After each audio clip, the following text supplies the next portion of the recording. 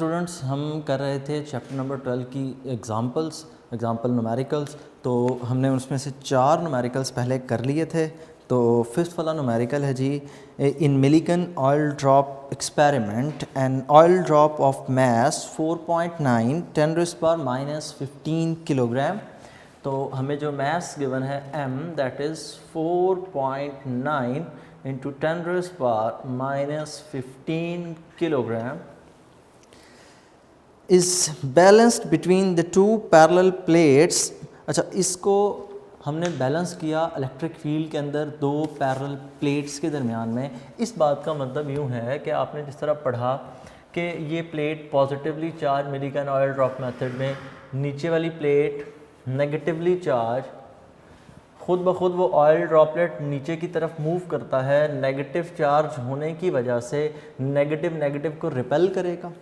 ये oil drop अपने weight W is equal to mg की वजह से डाउनवर्ड मूव करेगा, लेकिन जो इलेक्ट्रिक फील्ड की फोर्स लग रही है वो अपवर्ड डायरेक्शन में है। जब ये दोनों फोर्सेस आपस में इक्वल हो जाएंगी, the weight and the force of electric field, जब ये दोनों आपस में इक्वल हो जाएंगी तब ये ऑयल ड्रॉप सस्पेंडेड होगा, तब ये मूव नहीं करेगा। If the potential difference between the plates is 750 volt, दोनों प्लेट्स के दरमियान में पोटेंशियल डिफरेंस गिवन है 750 volts. If and the spacing between them is 5 millimetre, कि इन दोनों प्लेट्स के दरमियान में जो स्पेसिंग है, जो डिस्टेंस d है, दैट इज़ 5 मिलीमीटर। और 5 मिलीमीटर को हम चेंज करेंगे 5 इंटू 10⁻³ मीटर। दोनों प्लेट्स के दरमियान में displacement d, that is equal to 5 millimetre, और मिली को चेंज कर दें, it will be equal to 5 into 10⁻³ metre. Calculate the charge on the droplet. Required हमसे है कि उस ड्रॉपलेट पे चार्ज कितना है, Q is equals to question mark. Next चलें तो हम इसका लिखते हैं जी फार्मूला यही है कि पार्टिकल तभी सस्पेंडेड होगा जब इलेक्ट्रिक फोर्स और वेट दोनों इक्वल होंगे। क्यों? क्योंकि पार्टिकल, वो ऑयल ड्रॉप, अपने वेट की वजह से डाउनवर्ड मूव कर रहा है, जबकि इलेक्ट्रिक फील्ड इसको ऊपर की तरफ पुश कर रही है, because it is moving against the electric field. वो वो पॉजिटिव से नेगेटिव की तरफ जा रहा है, तो इलेक्ट्रिक फील्ड की फोर्स नेगेटिव को जब रिपेल करेगा तो इसे अपवर्ड पुश करेगा, तो ये फोर्स अपवर्ड है। अब फार्मूला पुट करें तो electric force F is equal to QE, weight W is equal to mg। Electric field intensity है, पोटेंशियल ग्रेडियंट से रिप्लेस करें तो Q is equal to V over D, E is equal to V over D, potential gradient mg।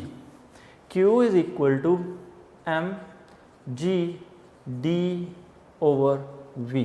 So Q will be equal to, values replace करें सारी की सारी, mess 4.9 10⁻⁻15 kilogram, unit mention करने की ऐसा ज़रूरत नहीं है कैलकुलेशंस में। G की वैल्यू 9.8 मल्टीप्लाई बाय डिस्प्लेसमेंट दोनों प्लेट्स के दरमियान में 5 इंटू 10⁻³ और V potential that is 750 volts.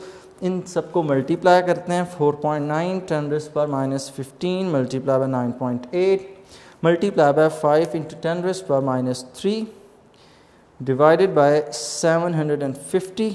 तो ये हमारे पास आंसर आता है Q is equals to 3.201 into 10⁻⁻19 coulomb.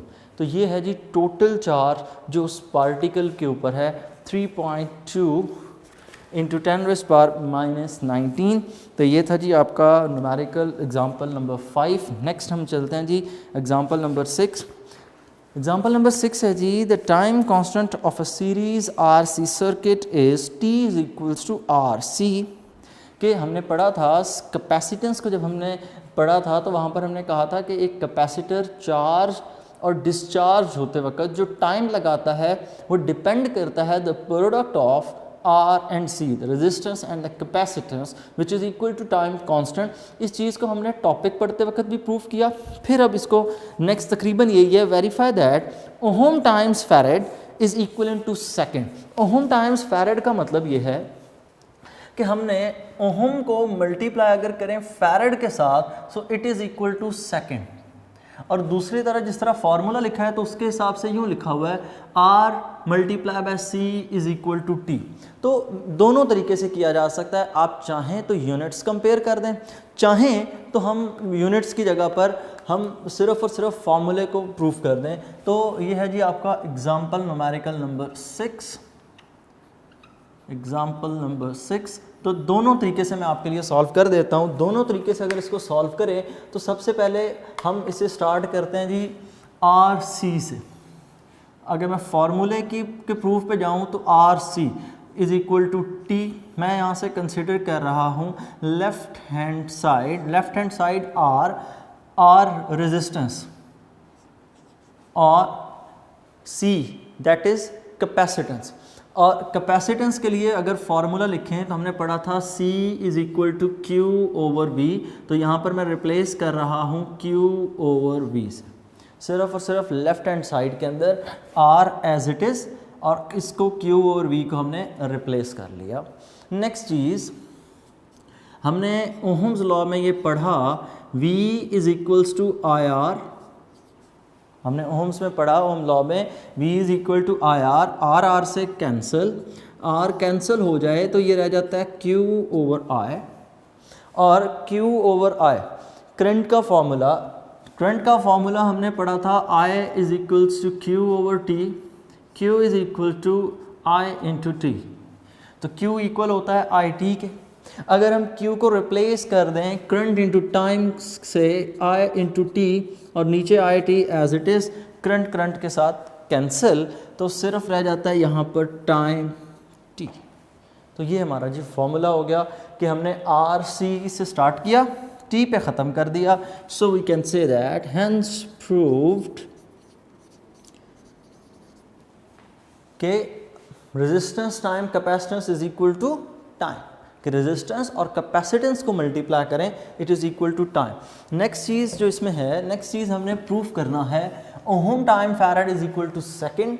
तो ओहम टाइम फैरेड भी इसी तरह ही प्रूफ होगा, आप उसकी भी इसी तरह कंसिडर कर लें जी। फ्रॉम लेफ़्ट हैंड साइड से स्टार्ट करें तो लिखा है जी ohm into farad. Next values put करें फैरेड के बारे में हमने पढ़ा था it is equal to coulomb पर वोल्ट। फैरेड को हमने पढ़ा जी कूलम पर volt, ohm is equal to coulomb पर वोल्ट। ठीक हो गया। अब volt V is equal to हमने क्या लिखा था IR, ampere into ohm. Ampere current का यूनिट एम्पेयर, R का यूनिट ओहम, क्योंकि आप इस V को लिख सकते हैं V is equal to IR। I के लिए आप लिखेंगे एम्पेयर, रेजिस्टेंस के लिए हम लिखेंगे ohm, ampere into ohm. C is equal to ohm is equal into C as it is over, value put करें एम्पेयर इंटू ओहम, ओहम से कैंसिल, उसके बाद रह जाता है कूलम ओवर एम्पेयर। कूलम को हमने पढ़ा था एम्पेयर सेकेंड। कूलम भी यूनिट है चार्ज का, लेकिन चार्ज का सिस्टम इंटरनेशनल में यूनिट है that is ampere second in terms of base quantities. क्योंकि आपने यहाँ से Q को लिखा हुआ है Q is equal to IT, current का यूनिट एम्पेयर, टाइम का यूनिट सेकेंड, सो कूलम किसकी इक्वल होगा ampere second. So ampere second over ampere, ampere से कैंसिल, तो आंसर हमारे पास आता है second which is equals to the right hand side. Hence proof कि एम्पेयर टाइम्स सेकंड हो, ओहम टाइम्स फैरेड हो तो वो सेकंड की इक्वल होता है। और दूसरी तरफ आप ये कह सकते हैं resistance into capacitance is equal to T। ये थे जी हमारे एग्जांपल न्यूमेरिकल्स। नेक्स्ट हम मूव कर रहे हैं जी अपने एक्सरसाइज के न्यूमेरिकल्स के ऊपर। एक्सरसाइज के अंदर जो पहला न्यूमेरिकल है, पहला न्यूमेरिकल आपका इलेक्ट्रिक और मैग्नेटिक फोर्स का कंपैरिजन है। अब यहाँ पर जब भी कंपैरिजन की बात हो तो याद रखिएगा आपने दोनों चीज़ों की रेशियो कैलकुलेट करनी होती है। ठीक है। अगर कंपैरिजन की बात हो तो दोनों चीज़ों की, जिन दो चीज़ों का कंपैरिजन कहा गया है उनकी रेशियो कैलकुलेट करनी है। फिर क्वेश्चन बच्चे ये पूछते हैं कि अगर रेशियो कैलकुलेट करनी है तो पहले कौन सा लिखा जाएगा, बाद में कौन सा लिखा जाएगा। तो उसमें याद रखिएगा जिस तरतीब से आपसे पूछा गया आपने बिल्कुल उसी तरह ही फॉलो करना है, ठीक है। अब स्टार्ट करते हैं, तो जिस तरह स्टेटमेंट में होगा हम उसी तरह पहले रेशियो से पहले उसी को लिखेंगे जो यहाँ पर हमें क्वेश्चन में मेंशन किया होगा। Let's start. Compare magnitudes of electrical and gravitational force. हमने दो चीज़ों को कंपेयर करना है, इलेक्ट्रिकल एंड ग्रेविटेशनल फोर्स। तो अगर इलेक्ट्रिकल और ग्रेविटेशनल फोर्स को कंपेयर करना है, न्यूमेरिकल नंबर 12.1 है जी ये हमारा। अगर इन दोनों को कैलकुलेट करना है तो इसका मतलब रिक्वायर्ड क्या है, the ratio between electric force and gravitational force. क्योंकि बुक पे अगर आप देखें तो पहले इलेक्ट्रिकल फोर्स का जिक्र है, बाद में ग्रेविटेशनल का है, तो मैंने पहले इलेक्ट्रिकल को लिखा, बाद में लिखा ग्रेविटेशनल फोर्स का। Exerted on an object of mass 10 kilogram. ये हमारे पास एक ऑब्जेक्ट है, इसका मास है जी 10 ग्राम, और इस पे जो चार्ज है, द चार्ज इज 20 माइक्रोकूलम।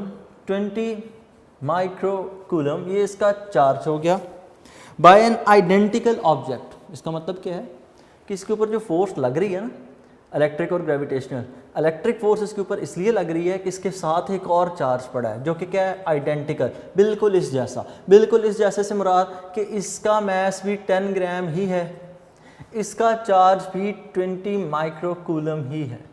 तो इसके मास को m1, इसके चार्ज को q1, यहाँ पर मास m2, यहाँ पे चार्ज q2 के दो आपने चार्जेस रखे। दोनों चार्जेस के दरमियान में इलेक्ट्रिक फोर्स भी होगी, ग्रेविटेशनल फोर्स भी होगी। According to coulomb her charge दूसरे चार्ज के ऊपर फोर्स अप्लाई करता है, which is directly proportional to product of their charges and inversely proportional to the square of the distance. Same इसी तरह ग्रेविटेशनल फोर्स न्यूटन ने डिफाइन की, तो न्यूटन ने ये कहा the force of attraction of the repulsion between two objects. यहाँ पर इनके मास भी तो है ना, तो इनमें इलेक्ट्रिक फोर्स के साथ साथ ग्रेविटेशनल फोर्स भी होगी, तो वो फोर्स उसी तरह इनके मासेस के प्रोडक्ट के डायरेक्टली प्रोपोर्शनल और इनके दरमियान में जो डिस्टेंस है उसके स्क्वायर के इनवर्सली प्रोपोर्शनल होगी। The identical object that is placed 10 centimeter from the first, इन दोनों के दरमियान में सेपरेशन गिवन है that is 10 centimeter। तो data according to diagram complete हो गया। अब इस डाटा को लिखें तो m1 हमें गिवन है m2 के which is equal to 10 ग्राम, और 10 ग्राम को अगर हम लिखें तो 10 into 10⁻³ किलोग्राम। ठीक हो गया, हमने उस ग्राम को किलोग्राम में चेंज कर दिया बाय अप्लाइंग अ प्रीफिक्स। आपने 10⁻³ किलो के लिए लगाया तो 10⁻³ उसको बैलेंस करने के लिए लगा दें। सो m1 will be equal to m2 which is equal to 10⁻² kilogram. इन दोनों को मल्टीप्लाई करते हैं। नेक्स्ट चार्जेस, तो q1 is equal to q2, q1 is equals to q2 which is equal to 20 into 10⁻⁻⁶। ठीक है, माइक्रोकूलम पहले इसको बेशक सिंपली उसी तरह लिख लें जिस तरह लिखी है value 20 microcoulomb which is equal to 20 इंटू 10⁻⁻⁶ coulomb, because micro stand for 10⁻⁻⁶। दोनों के दरमियान में जो सेपरेशन है we can write the symbol r which is equal to 10 centimeter. You can also say that it is 0.1 meter. तो ये हमारा डाटा हो गया कंप्लीट। अब हमने करना क्या है, पहले इलेक्ट्रिक फोर्स फाइंड करेंगे, फिर हम इनकी ग्रेविटेशनल फोर्स फाइंड करेंगे और दोनों को डिवाइड कर लेंगे। So there will be the answer FE electric force between the 2 point charges. आप उसको यूँ कैलकुलेट कर सकते हैं K Q1 Q2 over R square. FE is equal to values put करें, K के लिए हम वैल्यू पुट करें तो K के लिए वैल्यू है 9 इंटू 10⁻⁹। चार्ज Q1 के लिए वैल्यू है 20 इंटू 10⁻⁶। Q2 के लिए भी यही है 20 इंटू 10⁻⁶। Q2 के लिए भी 20 इंटू 10⁻⁶ डिवाइडेड बाय 0.1 स्क्वायर। इन सब वैल्यूज़ को मल्टीप्लाई करना है। So if we multiply the powers first, सो 10⁻⁹, 10⁻3, 10⁻⁻3, ये दोनों मिलके -12 हो जाएंगे ना। -12 में से 9 को माइनस कर दें, 10⁻³ रह जाएगा। तो 10⁻3, 9 2s are 18, 18 2s are 36, सो 36 इन दोनों के ज़ीरोस को 10⁻² ओवर 0.1 स्क्वायर 10⁻², ठीक हो गया। नेक्स्ट 10⁻² को ऊपर स्विच कर दें, FE will be equal to 3, 6 और ये पावर हो जाएगी 3 और 2 2 4, 4 इंटू -3 10⁻⁻1 और electric force will be equal to 360 coulombs, ठीक है। तो ये हमने कूलम में इलेक्ट्रिक फोर्स निकाल ली। अच्छा, यहाँ पर अब मैंने जो तरीक़ेकार यूज़ किया, मेरी अपनी मैथ्स की कैलकुलेशन है, आप कैलकुलेटर का यूज़ कर सकते हैं, ठीक है। जहाँ पर ज़रूरत नहीं होती वहाँ पर हम अपना टाइम काफ़ी हद तक बचाने की कोशिश करते हैं ताकि पेपर को जल्दी वाइंड अप किया जा सके। इसलिए कोशिश करें कि ऐसी कैलकुलेशन जो दिखने में आसान है उनको खुद से सॉल्व कर लें। अब इन्हीं दोनों चार्जेस के दरमियान में हमने ये ग्रेविटेशनल फोर्स फाइंड करनी है। तो gravitational force Fg will be equal to G m1 m2 over d square. Fg is equal to gravitational constant, that is equal to 6.673 10⁻⁻11 newton metre square पर किलोग्राम स्क्वायर। यूनिट लिखने की ज़रूरत नहीं है। Next m1 first body का mass, that is equal to 10⁻² kg, 10⁻² multiply by m2 that is also 10⁻², d की value 0.1 square. Next रह गई जी इनकी कैलकुलेशन। तो इसकी कैलकुलेशन भी बड़ी आसान, सॉरी यहाँ पर 10⁻² है। Next Fg will be equal to 6.673 10⁻⁻11 और ये -13 और ये मिला के -15 हो जाएगा। 11, 13 और यहाँ तक 15 divided by 0.01 10⁻⁻²।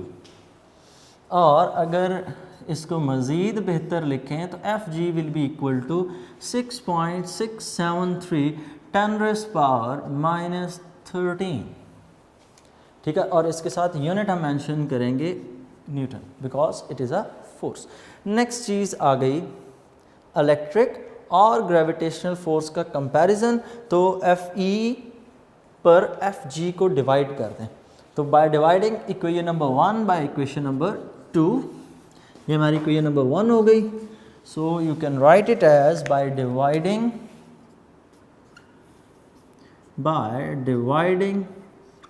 Equation number 1 by equation number 2। Equation number 1 पे इक्वेशन नंबर 2 को डिवाइड कर दें। So Fe over Fg is equals to Fe electric force 360 over 6.673 10⁻⁻13। तो अब इनको डिवाइड करना पड़ेगा मुझे भी। 360 डिवाइडेड बाय 6.673 10⁻⁻13, तो हमारे पास आंसर आता है तकरीबन 5.4, राउंड ऑफ करके 5.39 आ रहा है मेरे पास आंसर। कंप्लीट है जी 5.394, तो मैं उसको 5.4 लिख रहा हूँ। 5.4 इंटू 10⁻14 और यूनिट नहीं होगा, क्यों? Because it is a ratio and ratio don't have units, ठीक है, कैंसिल आउट हो जाते हैं रेशोज़ के केस में। नेक्स्ट हमारा जी न्यूमेरिकल नंबर 12.2। 12.2 न्यूमेरिकल इस बुक के चंद मुश्किल तरीन न्यूमेरिकल्स में समझा जाता है, लेकिन अगर आप इसको कॉन्सेप्ट से करें तो इसमें ज़रा भी मुश्किल कोई भी चीज़ नहीं है। Simply her cheese step by step solve होनी है, और उसको जब आप सॉल्व कर रहे हो तो आपने सिर्फ एक चीज़ का ध्यान रखना है कि आप जब चार्जेस की बात कर रहे हैं तो बस गौर से देख लें, इधर you are talking about the attraction और रिपल्शन, ठीक है, बस उसको देख लीजिएगा, वरना गलती आपसे इसके अलावा नहीं होती। तो इस न्यूमेरिकल को अक्सर मुश्किल कंसिडर किया जाता है, लेकिन ये मुश्किल नहीं है, और इसको अटैम्प्ट करें ना करें, याद करें ना करें, लेकिन याद रखिएगा इसका कॉन्सेप्ट ज़रूर इसका रखें पास, क्योंकि ये आगे आपके कुछ MCAT में MCQs वगैरह पूछे जाते हैं तो वहाँ पर आपको बहुत हेल्पफुल होती है, क्योंकि MCAT में तो आपको पता है कि ECAT और MCAT दोनों के अंदर न्यूमेरिकल क्वेश्चंस और इस तरह की चीज़ें बहुत ज़्यादा होती हैं। खैर स्टार्ट करते हैं जी। हमारा न्यूमेरिकल नंबर 12.2 के अंदर सबसे पहले है जी डायग्राम। वही डायग्राम ड्रॉ करते हैं कि वो यूँ है कुछ कि यहाँ पर हमारे पास एक चार्ज है, इस चार्ज के करीब हमने दो और चार्जेस रखे। ये जो चार्ज है इसके साथ वैल्यू लिखी है, दैट इज़ 4 माइक्रोकूलम। इस चार्ज के करीब दो और चार्जेस पड़े हैं, एक इस कॉर्नर पर है यहाँ पर, इस चार्ज का नाम है Q1 और Q1 के साथ जो वैल्यू लिखी है that is 1 microcoulomb. That is 1 microcoulomb. Q1 is equal to 1 microcoulomb. इसके दूसरे एंड पर इतने ही डिस्टेंस पे यहाँ पर तकरीबन एक दूसरा चार्ज पड़ा है and that charge is Q2 which is equal to, उसकी वैल्यू है जी -1 माइक्रोकूलम। बस यही चीज़ है जिसका आपने ध्यान रखना है, क्योंकि जब फोर्सेस की बात करेंगे तो इन दोनों के दरमियान में अट्रैक्शन की फ़ोर्स होगी, ये पॉजिटिव है ये नेगेटिव है, इन दोनों के दरमियान में रिपल्सिव फोर्स होगी। सो अगर इन दोनों चार्जेस के दरमियान में मैं डिस्टेंसेस ड्रॉ करूं तो यहाँ पर जो डिस्टेंस है ये डिस्टेंस मेंशन किया गया है, इट इज़ 1 मीटर। यहाँ पर भी इसी तरह जो डिस्टेंस मेंशन किया गया है दैट इज़ 1 मीटर, क्योंकि ये इक्विलेटरल ट्रायंगल तकरीबन बनाने की कोशिश की गई है। और साथ A से B तक, ये है A, ये है B, A से B तक का डिस्टेंस दो हिस्सों में डिवाइड करके लिखा गया है। बहरहाल उसकी ज़रूरत है सच कोई नहीं है कि डिवाइड करके आप लिखें या पूरा लिखें। 1.22 बनता है वो, 0.6 है ना, और दरमियान में इनको यूँ सेपरेट करके यहाँ पर डिस्टेंस लिखा गया है 0.6 मीटर और इस एंड पर भी यहाँ पर लिखा गया है 0.6 मीटर। यहाँ पर पॉइंट है D और उस ऊपर पॉइंट को हमने नाम दिया हुआ है C का। अब हमने करना क्या है, calculate the net electrostatic force on Q as shown in the figure. हमने इस चार्ज Q के ऊपर नेट फोर्स फाइंड करके बतानी है कि नेट फोर्स कितनी है। और ये जो वर्टिकल हाइट है ये भी हमें गिवन है, this vertical height is 0.8 metre. Next चलें तो हमें डाटा लिखना पड़ेगा। अब सबसे पहले ज़हन में रखिएगा, हमने जो फोर्स बतानी है ना, हमने फोर्स बतानी है डिटेल्ड फोर्स F की value. Force being a vector quantity, तो फोर्स के दो हिस्से, एक उसका मैग्नीट्यूड, दूसरा उसकी डायरेक्शन थीटा। तो हमें ये दोनों चीज़ें फाइंड करना पड़ेंगी। उसके लिए हम क्या करते हैं, हम पहले इन दोनों चार्जेस के दरमियान में फ़ोर्स कैलकुलेट करेंगे, फिर इन दोनों चार्जेस के दरमियान में फ़ोर्स कैलकुलेट करेंगे। यहाँ पर फोर्स होगी अट्रैक्शन रिपल्शन की, यहाँ पर फोर्स होगी अट्रैक्शन की। ठीक है, तो लेट स्टार्ट। कैसे होगा, तो सबसे पहले मैं डाटा कंप्लीट कर रहा हूँ। Q1 is equal to 1 microcoulomb. 1 microcoulomb का मतलब 10⁻⁻⁶ coulomb. Q2 is equal to -1 microcoulomb. Q2 is equal to -1 microcoulomb. तो Q2 की मैं वैल्यू लिखूँ तो Q2 is equal to -6 coulomb. अच्छा, इस माइनस साइन की जो सिग्निफिकेंस है वो सुन लें। इस माइनस साइन की सिर्फ सिग्निफिकेंस इतनी है कि इन दोनों के दरमियान में अट्रैक्शन की फ़ोर्स होगी। हम फार्मूलाज में किसी भी किस्म की माइनस साइन पुट नहीं करेंगे। जब हम नेट फोर्स फाइंड कर रहे होंगे हम माइनस साइन पुट नहीं करेंगे। इस माइनस साइन की सिग्निफिकेंस सिर्फ इतनी होगी कि ये फोर्स ऑफ अट्रैक्शन की बात है। हाँ, जहाँ डायरेक्शन ऑपोजिट आ जाएगी वहाँ पर ज़रूर माइनस लगेगा। नेक्स्ट चीज़ चलें तो हम यूँ कह सकते हैं, यहाँ से A से C तक का डिस्टेंस है 1, इसको मैं R1 का नाम दे दूँ। हम ये कह सकते हैं R1 is equal to 1 metre. इसी तरह इस डिस्टेंस को हम नाम दे रहे हैं R2 का, तो हम R2 के बारे में ये कह सकते हैं R2 is also equal to 1 metre. Next Q which is equal to 4 microcoulomb. Q is equal to 4 microcoulomb, 4 into 10⁻⁻⁶ coulomb. Next is height 0.8 metre, इसको मैं H से ही लिख रहा हूँ 0.8 metre. If the angle theta is over here so we can say that, या यहाँ पर हो तो हम ये कह सकते हैं ये परपेंडिकुलर होगा, तो ये वाली साइड क्या होगी, बेस।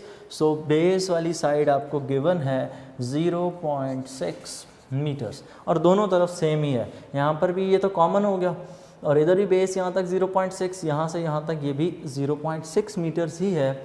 नेक्स्ट चलें तो नेक्स्ट आ जाते हैं हम अपने रिक्वायर्ड पे। तो रिक्वायर्ड यहाँ पर हमारे से है required is equal to net force, और नेट फोर्स के केस में फोर्स का मैग्नीट्यूड प्लस फोर्स की डायरेक्शन फाइंड करनी है। So now we will move towards solution. Solution पे चलें तो सबसे पहले मैं फोर्स कैलकुलेट कर रहा हूँ between Q1 and Q। Force कौन सी होगी? रिपल्सिव कितनी होगी? तो वो कूलम्स लॉ को यूज़ करके हम फाइंड कर लेते हैं। F1 will be equal to K Q1 Q over R1 square. ठीक हो गया? Q1 Q over R1 square. Values put करें। F1 is equal to 9 into 10⁻9 multiply by charge Q1। Q1 की वैल्यू हमें जो गिवन है दैट इज 10⁻6। Q की वैल्यू हमें गिवन है 4 इंटू 10⁻6 R1 स्क्वायर 1 स्क्वायर। इस सारे को सॉल्व करें।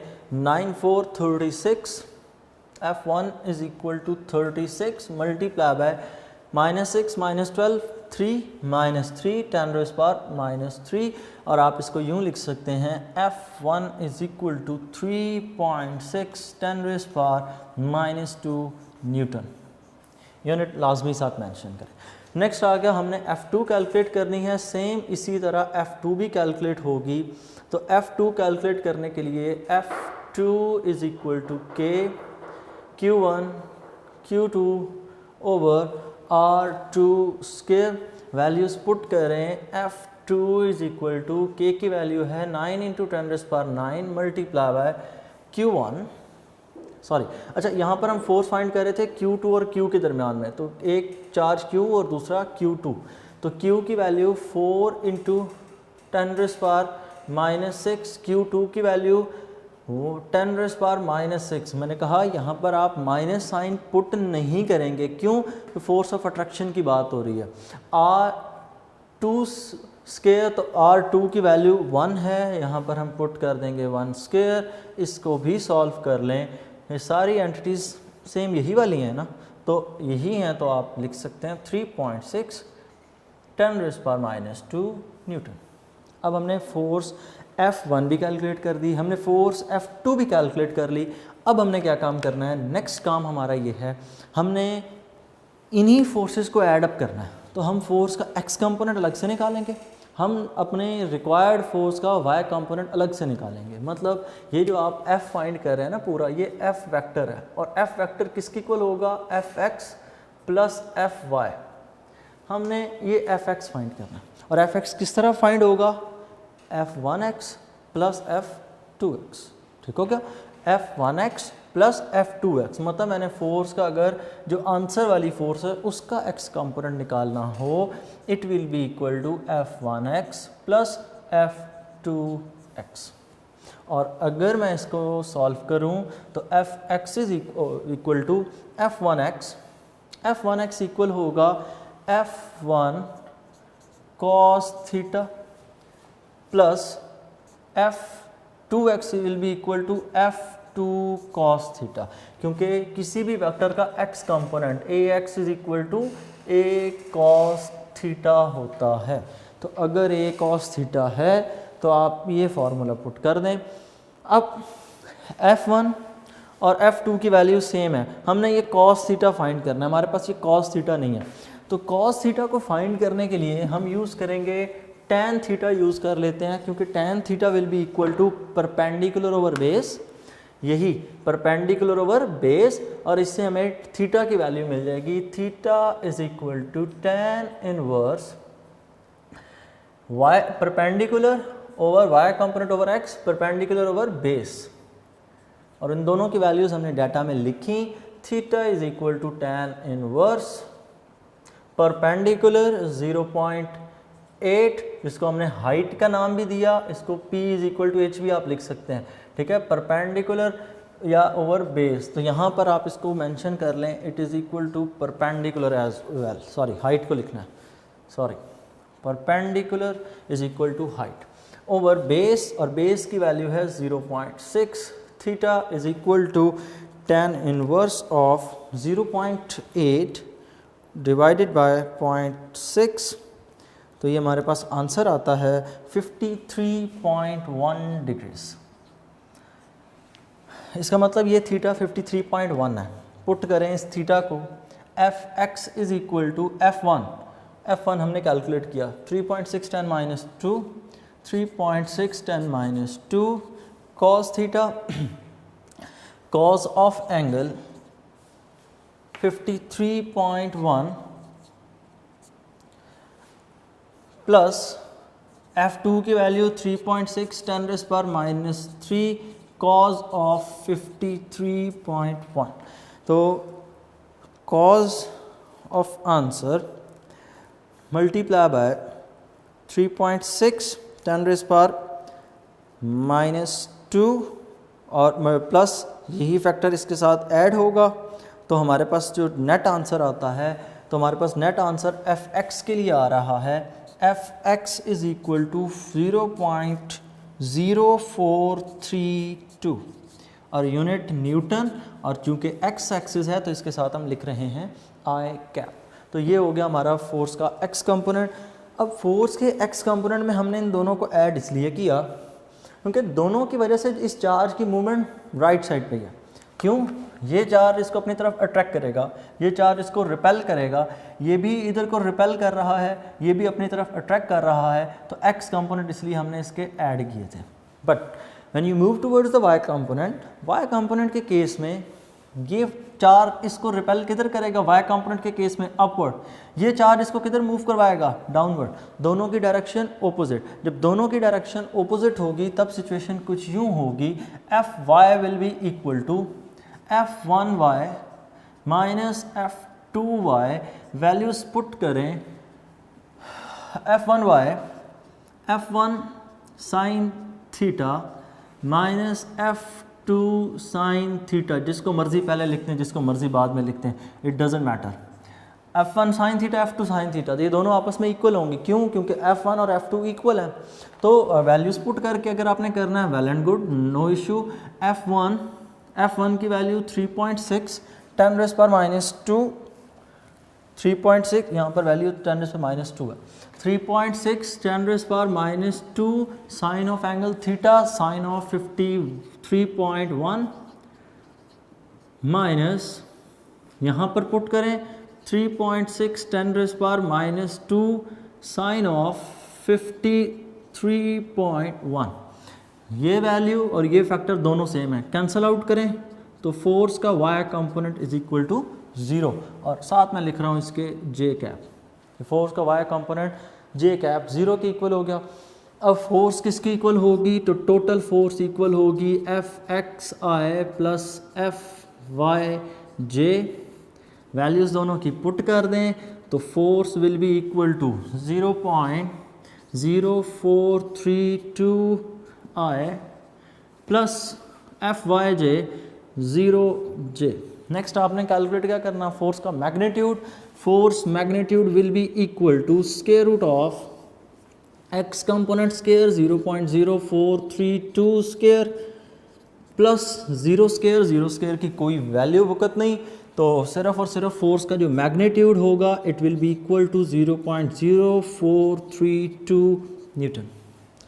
नेक्स्ट आ गया, हमने फाइंड करना angle theta, because force is a vector quantity, so theta will be equal to tan inverse of force y component force x component, theta is equal to tan inverse 0 over x component 0.432 sorry 0.0432, तो tan inverse of 0 क्योंकि divide करेंगे तो 0 answer आ रहा है, and tan inverse of 0 is equal to 0 theta is equal to 0 degrees. तो सारी की सारी फोर्स कौन से एक्सिस पर होगी? एक्स एक्सिस पर होगी। क्यों? क्योंकि वाई एक्सिस पर यहाँ पर ये दोनों एक दूसरे को रिपेल कर रहे हैं, तो ये रिपेल करते हुए ऊपर की तरफ फोर्स होगी। ये दोनों चार्जेस अट्रैक्ट कर रहे हैं तो ये फोर्स किधर होगी? डाउनवर्ड। चूँकि दोनों की अट्रैक्शन और रिपल्शन एक जितनी है तो वाई एक्सिस पर किसी किस्म की कोई फोर्स नहीं होगी। सारी की सारी फोर्स कौन से एक्सिस पर होगी? एक्स एक्सिस पर होगी, वाई एक्सिस के ऊपर कोई फोर्स नहीं होगी, सारी की सारी फोर्स कहाँ पर होगी जी, एक्स एक्सिस के ऊपर। तो ये थे आपके जी पहले 2 न्यूमेरिकल और 7 एग्जाम्पल। नेक्स्ट लेक्चर में हम करेंगे जी एग्जाम्पल न्यूमेरिकल नंबर 12.23 से लेकर 12.7 तक। अल्लाह हाफिज़।